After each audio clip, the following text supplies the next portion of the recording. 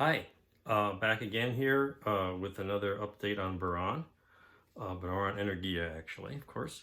Um, got the most of the painting done on the booster, and I did a test fit with the orbiter.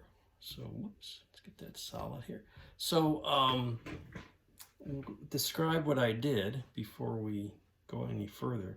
So, the orbiter kit is where you actually get the attach struts for the that go on the booster. So for now, I'm just gonna set this aside.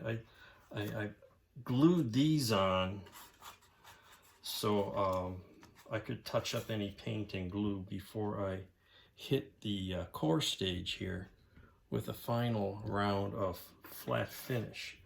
Because what I did yesterday is to do all the detail painting. And that included, as in the previous episode, we had the dome painted. So that meant it was ready for all the detail and decals. So this is the kit decal with the Cyrillic lettering. Had to wrap it around that conduit. Then looking at pictures to place the black squares, which come as decals, which we'll get into in a minute, I kept noticing these other conduits, which are on the kit, are actually, I was trying to say, do they need to be painted? Or are they all white? Because everything else was just white, and it looked a little bland. So I looked a little closer, and the pictures aren't that good of quality. And I noticed some of these are actually metal pressure lines, some kind of conduits, but some are metal and some are white. And I was thinking, well, I could mask this, and paint these a metallic color, but they were awfully wide and overscaled. So I thought, well, I hate just leaving them. And I thought, well, maybe I can put some pinstriping or something. I remembered I got all this metal wire. So this is actually lead wire. It's very soft. And I just kind of taped it. I drilled holes on either end to kind of bury it, and then tacked it down with some super glue.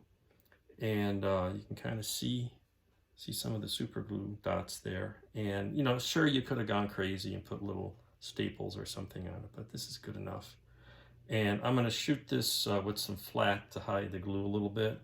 I just put some future in this little area for that decal.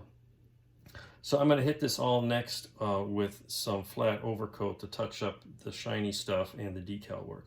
And the other decal work, and so there's conduits, these three and one of these two on either side. I looked at the photos closely. One is white and one is metallic. So that's what we did with those. And I go all the way to the bottom. And that kind of highlights a little bit, gives you a little color, gives you a little better sense of scale.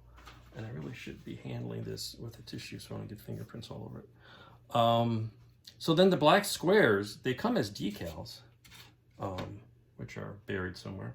And so I started using, of course, there's these heavy corrugations, they're not going to sink in there. I thought, well, I'll just put the decals, settle them on the top, and then get my handy dandy X-Acto, slice through it, do what I can with decal softener, and then touch it up with paint. But these decals are so brittle that really didn't work. So what I did is I sliced them up and just used them for the edges. Then after those set up, I went back and masked the edges in this direction and just hand painted. And that way I could get in there and get all these corrugations painted, and it's all done by hand. And the edges here on either side along the longitudinal ribs is the decal, just to sort of set the edge, and then everything else is just hand painted with Tamiya model color flat back. And I thought that came out okay. I mean, it'll look nice on a shelf. It's not perfect, but I thought it came out pretty good. And then these little antennas are painted light gray, and that's really it. So that's, in a bit here, I'm going to be hitting that with some flat coat. That'll stand up.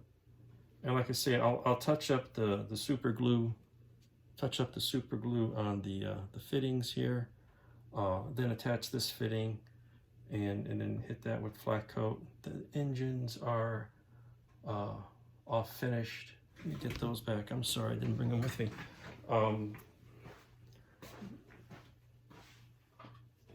Here you go. They're again, it was aluminum with sort of a mix of gold and engine exhaust for that upper rim.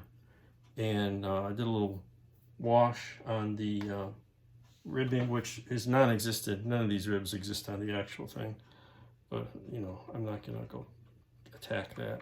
And they'll look very nice down here on the bottom. And I painted the inside black, so I think that'll look pretty cool.